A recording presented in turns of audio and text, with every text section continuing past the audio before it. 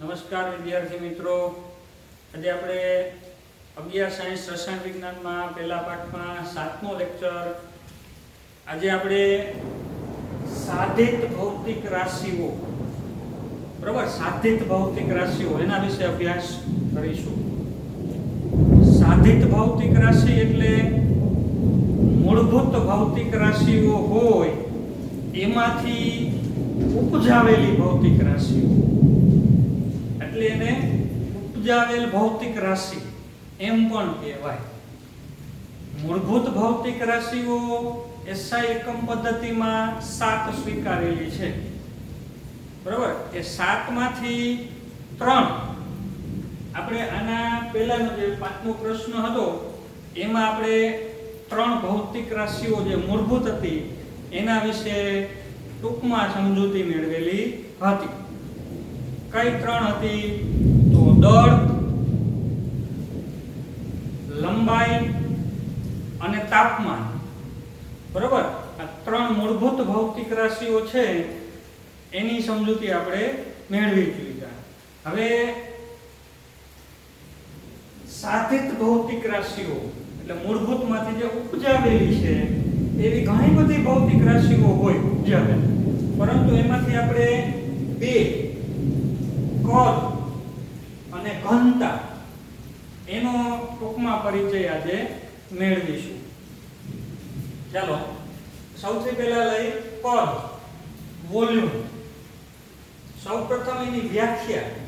કદ એટલે તો પદાર્થે અવકાશમાં રોકેલી જગ્યા, બરોબર. પદાર્થે અવકાશમાં રોકેલી જગ્યા એને એનું કદ કહેવાય. સામાન્ય રીતે આપણે કદને ઘણી વખત ઘનફળ એમ પણ કહીએ. એક દાખલા તરીકે આ એક સમઘન છે મારી પાસે, તો આ સમઘનનું કદ કેટલું હોય એ ગણવું હોય તો આ અવકાશમાં જે જગ્યા રોકે છે એ એનું કદ થયું. પણ એ કેટલી જગ્યા રોકે છે એની ગણતરી કરવી હોય તો કઈ રીતે થશે? તો તમને ખબર હશે, કદ એટલેનું ઘનફળ. સમઘનના ઘનફળનું સૂત્ર તમને આવડતું હશે. લંબાઈ, પહોળાઈ અને ઊંચાઈ એ ત્રણેયનો ગુણાકાર.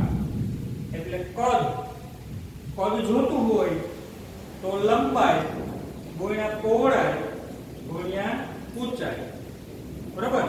ત્રણેયનો ગુણાકાર કરીએ એટલે આપણને મળશે એનું કદ. લંબાઈ ગુણ્યા પહોળાઈ, લંબાઈ અને પહોળાઈનો ગુણાકાર કરશો એટલે ક્ષેત્રફળ મળશે, બરાબર. ખાલી ત્રિપરિમાણમાં ક્ષેત્રફળ મળ્યું. અને એને ગુણ્યા ઊંચાઈ કરી દેશો એટલે ત્રિપરિમાણમાં એને જે રોકેલી જગ્યા છે એનું માપ આવી જશે. લંબાઈ ગુણ્યા પહોળાઈ એટલે ક્ષેત્રફળ, તો ક્ષેત્રફળ ગુણ્યા ઊંચાઈ એટલે થઈ ગયું એનું ઘનફળ, કે જેને આપણે કહીએ એનું કદ. તો હવે કદનો SI એકમ શું થશે? કદનો SI એકમ, તો કદનો એકમ આના ઉપરથી જ આવશે. લંબાઈ મીટરમાં આપણે લઈએ SI પદ્ધતિમાં, પહોળાઈ એ પણ મીટરમાં લઈએ, ઊંચાઈ એ પણ મીટરમાં લઈએ, તો મીટર ગુણ્યા મીટર ગુણ્યા મીટર એટલે કે થશે મીટરનો ઘન. તો SI એકમ શું થશે? મીટર એનો ઘન, બરાબર. કદનો SI એકમ થયો મીટરનો ઘન. અથવા એને સંજ્ઞામાં લખવું હોય તો મીટરની સંજ્ઞા સ્મોલ m ક્યુબ, બરાબર. ઘનને આપણે ક્યુબ બોલીએ, m ક્યુબ એમ પણ આપણે કહી શકીએ સંજ્ઞામાં. ચલો પ્રયોગશાળામાં વપરાતા એકમો. પ્રયોગશાળામાં કદના એકમ છે એ નાના એકમો એનો ઉપયોગ કરવામાં આવે છે. દાખલા તરીકે આજે લખ્યું મીટર, મીટર એટલે તો અંદાજે ઘણું મોટું અંતર થશે, અંદાજે આટલું અંતર થશે. તો તો આટલી લંબાઈ છે, એટલી પહોળાઈ છે, એટલી ઊંચાઈ છે, મોટું કદ આવશે. પણ આનું કદ મારે માપવું હોય ધારો કે નાનું કદ, તો મીટર જેવો મોટો એકમ વાપરવો થોડો અયોગ્ય કહેવાય. નાના એકમો સામાન્ય રીતે આપણે સેન્ટીમીટરમાં માપીએ, ડેસીમીટરમાં માપીએ અથવા મિલીમીટરમાં માપીએ, તો એનાથી જે કદનો એકમ બનશે એ નાના એકમ થશે. બરાબર? તો પ્રયોગશાળામાં વપરાતા અન્ય એકમો કેવા? ધારો કે સેન્ટીમીટરમાં લઈ તો સેન્ટીમીટર ગુણ્યા સેન્ટીમીટર ગુણ્યા સેન્ટીમીટર, તો થશે શું? Centimetre cube. બરાબર? cm ક્યુબ, સેન્ટીમીટરનો ઘન. અથવા એનાથી થોડુંક મોટું મૂલ્ય લઈ લીધા સેન્ટીમીટર કરતા, તો ડેસીમીટર ક્યુબ. ડેસીમીટર ક્યુબ એમ પણ આપી શકીએ. લંબાઈ પહોળાઈ ઊંચાઈ આપણે ડેસીમીટરમાં લીધેલી હોય. અથવા મિલીમીટર ક્યુબ એમ પણ તમે કહી શકો, મિલીમીટર ક્યુબ. બરોબર? તો આ બધા પ્રયોગશાળામાં વપરાતા એના નાના એકમો છે. સેન્ટીમીટર ક્યુબ, ડેસીમીટર ક્યુબ, આ બધા પ્રયોગશાળામાં વપરાતા એકમ. વ્યવહારમાં વપરાતો એક પ્રચલિત એકમ. હવે આજે મીટર ઘન, સેન્ટીમીટર ઘન, મિલીમીટર ઘન એવા જે એકમો છે એ આપણે વ્યવહારમાં સામાન્ય રીતે ઓછા વાપરીએ છીએ. વ્યવહારમાં કદનો બહુ એક પ્રચલિત ફેવરિટ એકમ શું છે? કદ. યાદ કરો, કદ શેમાં માપીએ? આપણી ઘરે દૂધવાળા ભાઈ આવતા હોય તો એની પાસેથી આપણે દૂધ માંગીએ તો કેટલું? 1 લીટર, 2 લીટર, 5 લીટર. બરોબર? તો કદ એમ નથી કહેતા કે ભાઈ 5 સેન્ટીમીટર ક્યુબ જેટલું દૂધ છે આપો. ગાજવીજ સાથે થોડોક કડાકા બડાકા થાય છે તો એનો ડર રાખ્યા વગર થોડુંક ધ્યાન આપવાનું છે. બરોબર? વ્યવહારમાં વપરાતો પ્રચલિત એકમ શું છે? લીટર.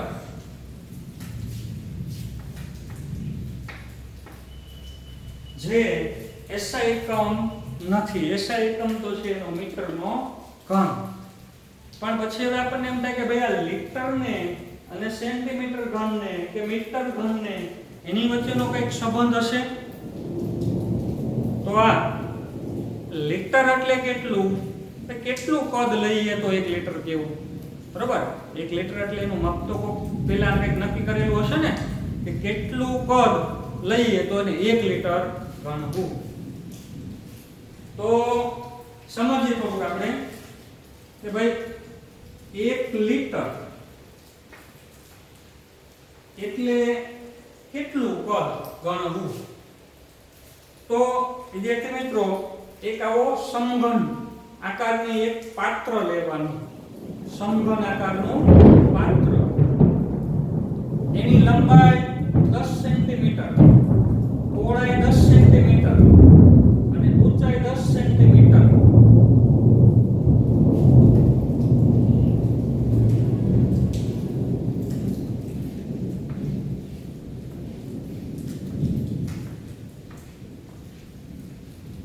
ચલો આવું એક પાત્ર લેવાનું. લંબાઈ 10 સેન્ટીમીટર, પહોળાઈ છે 10 સેન્ટીમીટર, ઊંચાઈ છે 10 સેન્ટીમીટર. બરાબર? એની અંદર જેટલું પ્રવાહી સમાય એને 1 લીટર ગણવામાં આવે છે. તો 1 લીટર એટલે લંબાઈ કેટલી? 10 સેન્ટીમીટર. પહોળાઈ કેટલી લેવાની એની પાત્રની?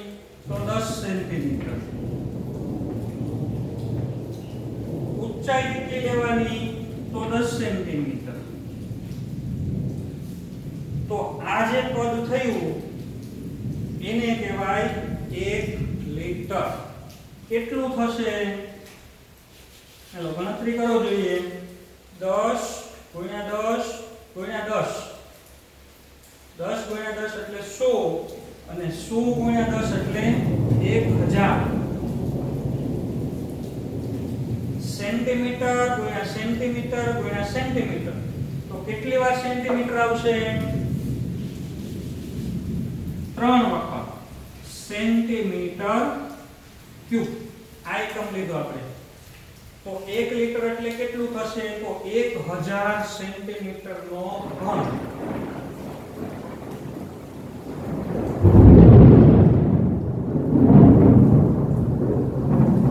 1000 સેન્ટીમીટર નો ઘન ચાલો બીજા એકમમાં એને ફેરવીએ ડેસીમીટરમાં તો 10 સેન્ટીમીટર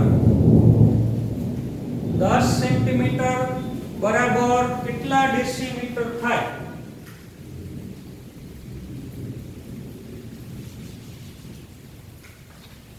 10 સેન્ટીમીટર બરાબર ખાલી જગ્યા ડેસીમીટર તો 10 સેન્ટીમીટર ના ડેસીમીટર કેટલા થાય તો આની ગણતરી તો મેં તમને શીખવાડેલી જ છે તમે પ્રયત્ન કરીને મેળવજો કે ભાઈ 10 સેન્ટીમીટર ન લખવું હોય તો કેટલા ડેસીમીટર થાય ચલો ટ્રાય કરો કેટલા થશે તો 10 સેન્ટીમીટર એટલે 1 ડેસીમીટર ગુણ્યા લંબાઈ 1 ડેસીમીટર પહોળાઈ 1 ડેસીમીટર ઊંચાઈ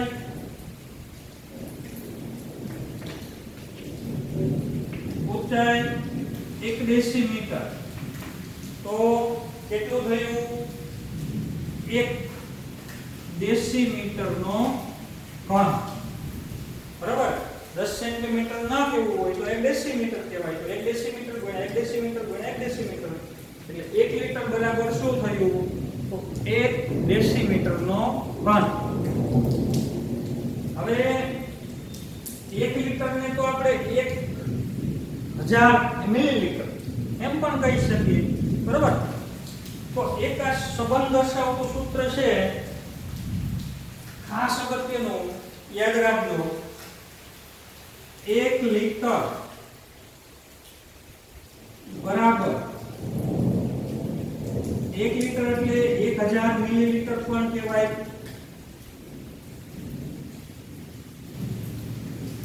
બરાબર 1000 મિલીલીટર ml બરાબર 1 લિટર થશે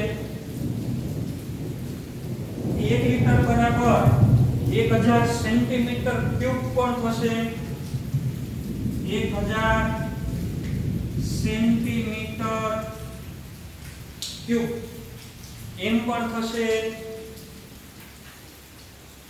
1000 સીસી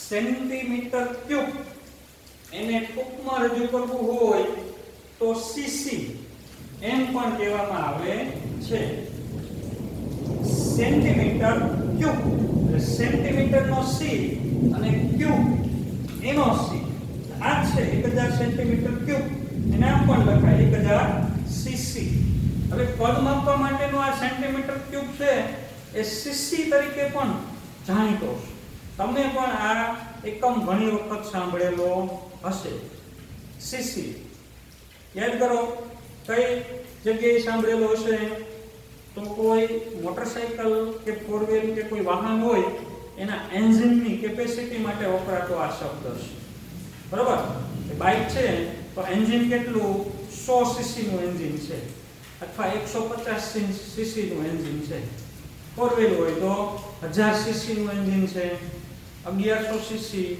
1200 સીસી આવી રીતે એન્જિન માટે વપરાતો શબ્દ એની કેપેસિટી માટે વપરાતો શબ્દ છે પણ હકીકતમાં સીસી એટલે એના એન્જિનની અંદર જેનો પિસ્ટન હોય એનું કદ બતાવે છે કે ભાઈ 1000 સીસી નું એન્જિન છે એટલે એનો અર્થ કે એની અંદર એન્જિન છે એની અંદર 1000 સેન્ટીમીટર ક્યુબ જેટલું એનું કદ છે એના પિસ્ટનનું એટલે કે 1 લિટર જેટલું એન્જિન જે છે એની અંદર પિસ્ટનનું કદ છે એટલે એને 1000 સીસી નું એન્જિન કહેવાય બરાબર તો સીસી એટલે ml એમ પણ તમે કહી શકો એને સેન્ટીમીટર ક્યુબ પણ કહેવાય અને હજી એક આપણે સંબંધ મૂકીએ તો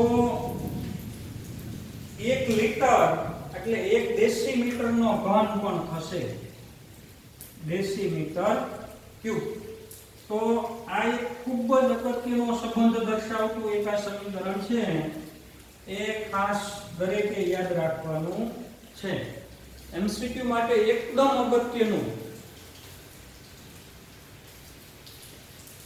એકદમ અગત્યનો એવો સંબંધ દર્શાવતું આ એક સમીકરણ કહી શકીએ કે 1 લિટર એટલે 1000 ml થયા. ml નો કેવું હોય તેની જગ્યાએ સેન્ટીમીટર ઘન પણ વાપરી શકો. 1 ml બરાબર 1 સેન્ટીમીટર ઘન, 1 ml બરાબર 1 cc, બરાબર. અથવા 1000 ml કરો ત્યારે 1 ડેસીમીટર નો ઘન પણ તમે કહી શકો. ચાલો તો આવી રીતે આ થયું કદ. એનો સંબંધ દર્શાવતા આપણે સૂત્ર લખ્યા.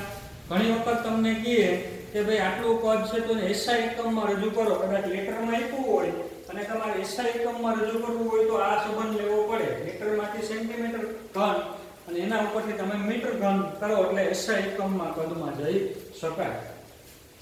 કદનું માપન કરતા સાધનો, તો કદનું માપન કરતા સાધનોમાં સામાન્ય રીતે વ્યવહારમાં આપણે કદ લીટર યુ એમ કહીએ ને કે ભાઈ 1 લિટર 2 લિટર 5 લિટર એનું એક માપ્યું હોય, લીટર યુ કહીએ, બરાબર, કે જેની મદદથી આપણે કદ માપતા હોય.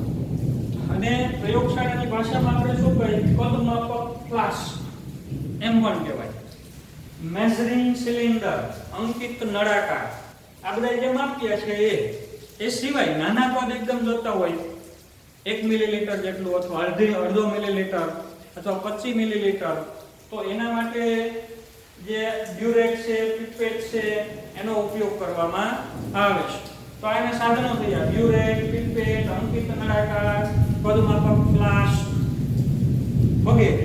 આ બધા સાધનો છે એ લેબોરેટરીમાં જ્યારે તમે પ્રેક્ટિકલ કરવા માટે આવશો ત્યારે તમે એનાથી વધુ પરિચિત થશો. ચાલો તો આ થયું આપણું કદ કે જે ઉપજાવેલ ભૌતિક રાશિ હતી. કઈ મૂળભૂત ભૌતિક રાશિમાંથી? તો લંબાઈ, બરાબર. મૂળભૂત ભૌતિક રાશિ છે લંબાઈ, પણ એ લંબાઈનો 3 વખત ગુણાકાર કરવાથી આપણને ઉપજાવેલ એમાંથી ભૌતિક રાશિ મળી કદ, કે જેનો SI એકમ થયો મીટરનો ઘન. અને આમાં ખૂબ જ અગત્યનો એવો એક આ સંબંધ દર્શાવતું સમીકરણ છે, તમારે યાદ રાખવાનું છે. એના પછીની હવે બીજી ઉપજાવેલી ભૌતિક રાશિ છે ઘનતા. ઘનતા એટલે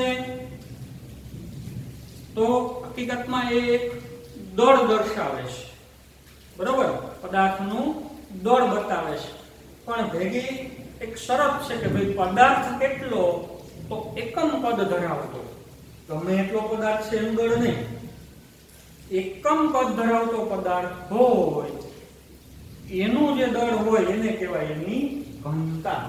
તો એકમ કદ ધરાવતા દ્રવ્યના દળને તેની ઘનતા કહેવાય. ઘનતાનું સૂત્ર દળના છેદમાં કદ. હવે કદને તમે એકમ કરી નાખો, દળ ભાગ્યા 1, તો ઘનતા બરાબર દળ, બરાબર. આની ઉપરથી વ્યાખ્યા થાય.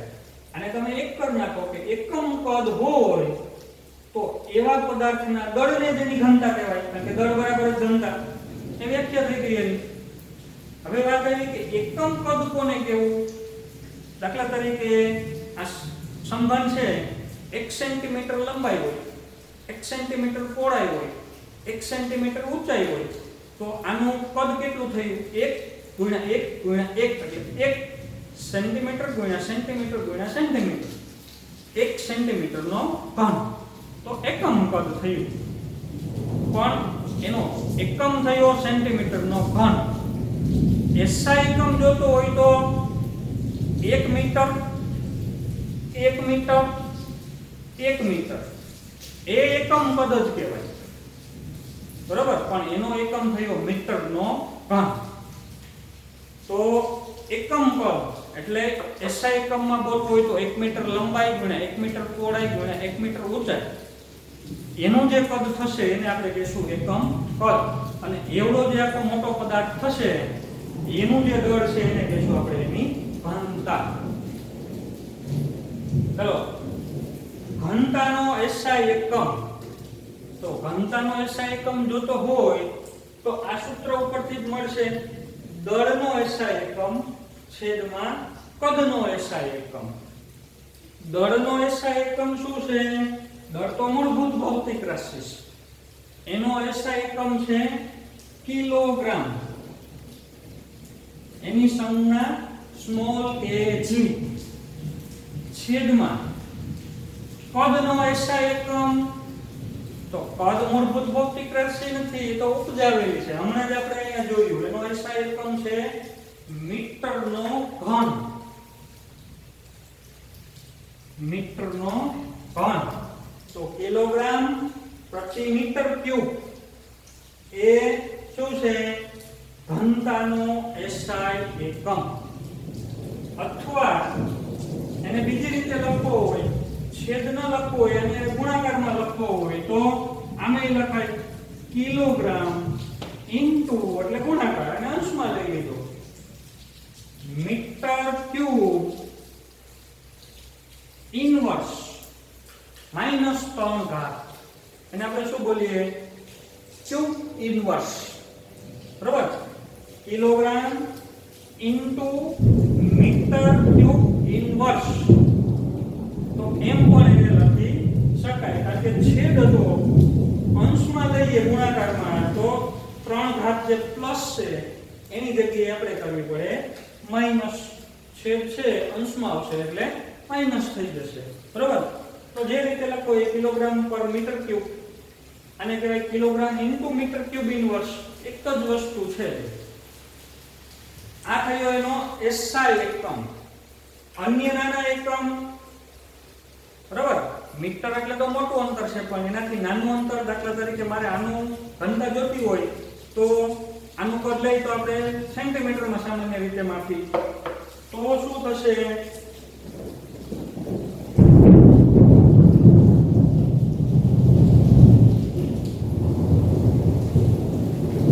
નાના એકમ તો કિલોગ્રામ દળમાં ન લઈએ, પણ એનાથી નાનું દળ લઈએ તો ગ્રામ. અને કદ મીટરનો ઘન ન લઈએ પણ સેન્ટીમીટરનો ઘન, તો આ પણ ઘનતાનો એકમ જ થયો ગ્રામ પ્રતિ સેન્ટીમીટર ક્યુબ. બરાબર? અથવા આમ પણ લખાય, સંજ્ઞામાં લખી તો gram into centimetre cube, centimetre cube inverse. એમ પણ આપી શકાય. એમ ન લખવું હોય તો ગ્રામ ઇન્ટુ સેન્ટીમીટર ઘન ન કહી તો એને ml પણ કહી શકાય. ml -1 ગ્રામ પ્રતિ મિલીલીટર આવશે ને, ગ્રામ પ્રતિ મિલીલીટર. સેન્ટીમીટર ઘનની જગ્યાએ શું થાય? તો ગ્રામના છેદમાં મિલીલીટર. બરાબર? સેન્ટીમીટર ક્યુબ ન કહેવું હોય તો એ જગ્યાએ મિલીલીટર લખી શકાય. તો ગ્રામ પ્રતિ મિલીલીટર, પણ મિલીલીટરને અંશમાં જ્યારે લખો ત્યારે -1 કરવી પડશે. બરાબર? છેદમાં મિલીલીટર છે, અંશમાં લઈ જશો તો શું થશે? -1. તો ગ્રામ ઇન્ટુ સેન્ટીમીટરની -3 એમ ન કહેવું હોય તો ગ્રામ ઇન્ટુ મિલીલીટરની -1. એમ પણ તમે એને ઘનતાને રજૂ કરી શકો. તો આ બધા નાના એકમો છે, SI એકમ નથી. SI એકમ તો ફરજિયાત જ આવે, કિલોગ્રામ, બરાબર? Small kg into metre cube inverse. આ થયો એનો SI એકમ. ચાલો અહીંયા સુધી તો આ બે આપણે સાધિત ભૌતિક રાશિઓ છે એની ચર્ચા કરી. કદ, એમાં સંબંધ ખૂબ જ અગત્યનો છે. ઘનતા, એમાં ઘનતાનું સૂત્ર અને આ ઘનતાના એકમ. કિલોગ્રામ હોય તો મીટર ક્યુબ ઇન્વર્સ, નાના એકમ હોય તો ગ્રામ પ્રતિ સેન્ટીમીટર ક્યુબ અથવા ગ્રામ ઇન્ટુ -1.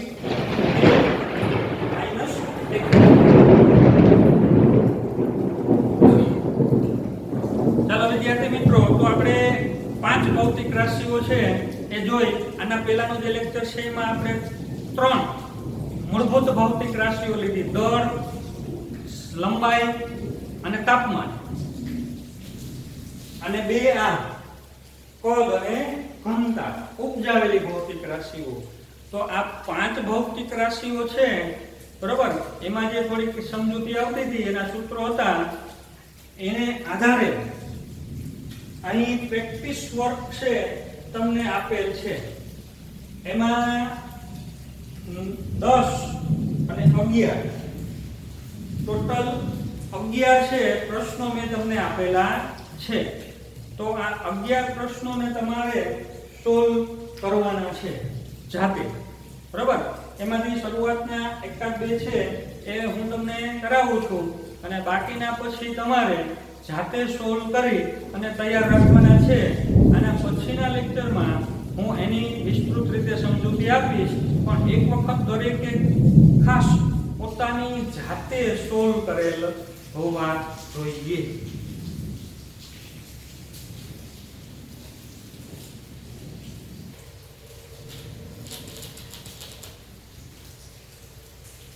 ચાલો વિદ્યાર્થી મિત્રો, તો તમે દરેકે આ જે અહીં રજૂ કરેલા છે પ્રશ્નો એ વ્યવસ્થિત તમારી નોટમાં ઉતારી લીધેલા હશે, બરોબર. હવે એમાંથી તમે જાતે એમાંથી સોલ્વ પણ કરજો વિડીયોને સ્ટોપ કરીને, અને પછી હું જે અહીં ગણતરી રજૂ કરું છું એની સાથે તમે સરખાવી લેજો. પણ ખાસ ફરીથી એક સૂચના કે દરેકે પોતાની જાતે પ્રથમ સોલ્વ કરવાના છે. એટલે પહેલું છે કે પદાર્થનું દળ 15 ટન છે. પદાર્થનું દળ કેટલું છે? તો 15 ટન જેટલું છે. SI એકમમાં કેટલું થાય? SI એકમમાં અહીં જે રજૂ કરેલું છે એ વ્યવહારુ એકમમાં છે, ટન. પણ તમને ખબર હોવી જોઈએ કે 1 ટન એટલે કેટલું? તો 50 મણ અથવા તો 1000 કિલોગ્રામ. તો 15 ગુણ્યા ટન એટલે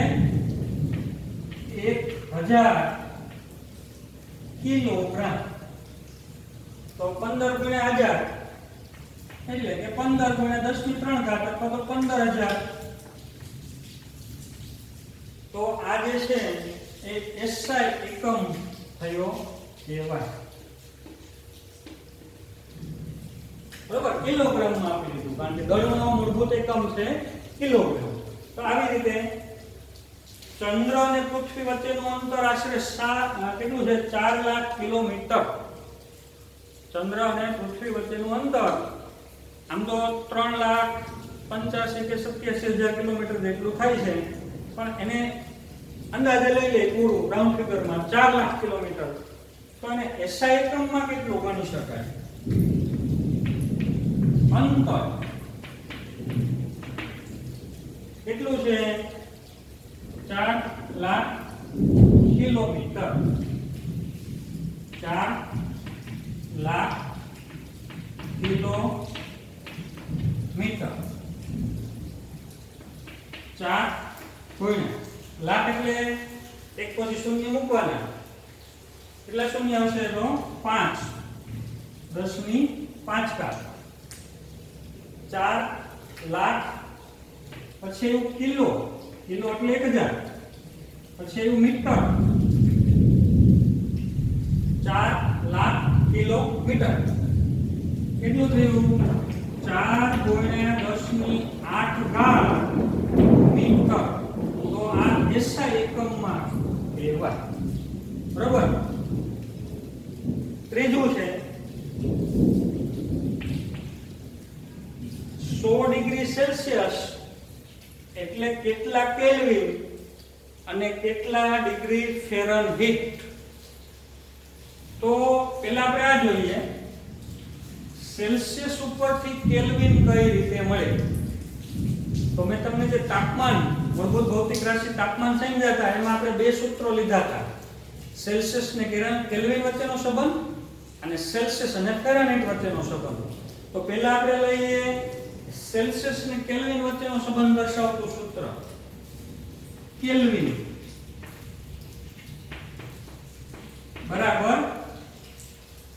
ડિગ્રી સેલ્સિયસ પ્લસ 273. બરાબર, આ સૂત્ર છે. કેલ્વિન જોતું હોય તો ડિગ્રી સેલ્સિયસ ની જે કિંમત હોય એમાં 273 એડ કરી દો એટલે શું થશે? તો સેલ્સિયસ કેટલા છે? 100 પ્લસ 273 એટલે જવાબ આવશે કેટલો? તો 100 અને 273 એટલે 373 કેલ્વિન. ચાલો તો અહીંયા ખાલી જગ્યામાં આવશે 100 ડિગ્રી સેલ્સિયસ એટલે 373 કેલ્વિન. હવે 100 ડિગ્રી સેલ્સિયસ એટલે ફેરાનહીટ કેટલા થશે? તો સેલ્સિયસ અને ફેરાનહીટ એના વચ્ચેનો સંબંધ દર્શાવતું સૂત્ર, બરાબર? ફેરાનહીટ ડિગ્રી ફેરાનહીટ બરાબર, ચાલો સૂત્ર યાદ કરવાનું. તાપમાનવાળી મૂળભૂત ભૌતિક રાશિમાં ભણ્યા હતા. ફેરાનહીટ બરાબર 9/5 ડિગ્રી સેલ્સિયસ પ્લસ 32. ચાલો આ સૂત્ર તરીકે ખાસ યાદ રાખવાનું છે. આમાં સેલ્સિયસની કિંમત મૂકો એટલે તમને એના બરાબર ફેરાનહીટ કેટલા થાય એ મળી જશે. કિંમત મૂકી આપણે 9/5 ગુણ્યા સેલ્સિયસ. તો સેલ્સિયસ કેટલા મૂકવાના છે કે જેથી કરીને ફેરાનહીટ મળે? તો 100. તો સેલ્સિયસની કિંમત મૂકી 100. આનું સાદુરૂપ આપી દેવાનું. જે જવાબ આવે એમાં પ્લસ 32 એડ કરવાના. 100/5 20 50 100 20 ગુણ્યા 9 9 દુ 18 એટલે 180 પ્લસ 32 એટલે 180 ને 32 કેટલા થશે? 212 ડિગ્રી ફેરનહીટ. 212 degree Fahrenheit. તો અહીં જવાબ આવશે 212 ડિગ્રી ફેરનહીટ. તો આ રીતે સેલ્સિયસ ઉપરથી કેલ્વિન મળશે અને સેલ્સિયસ ઉપરથી તમને ફેરનહીટ મળશે. ટૂંકમાં સેલ્સિયસ અને કેલ્વિન વચ્ચેનો સંબંધ દર્શાવતું આ સૂત્ર છે અને સેલ્સિયસ અને ફેરનહીટ વચ્ચેનો સંબંધ દર્શાવતું આ સૂત્ર છે. આ બે સૂત્રો ઉપરથી તમને કોઈ પણ એક એકમમાં તાપમાન આપેલું હોય તો તમે બાકીના બીજા એકમમાં તાપમાન છે એ રજૂ કરી શકો. તો અહીં સુધી આપણે લખ્યું 3 સુધી. હવે એના પછીના જે છે 4 5 6 7 8 9 10 અને 11 નું હેતુ આપણે લખેલું અહીંયા આગળ. તો એ જે બાકીના છે તેની ગણતરી તમારી જાતે તમારે કરવાની છે, બરાબર? અને મને એનો ફોટો પાડી અને મોકલવાનો છે. હું એ ચેક કરી આપીશ કે એમાં કોઈ જગ્યાએ ભૂલ રહેલી છે કે નહીં.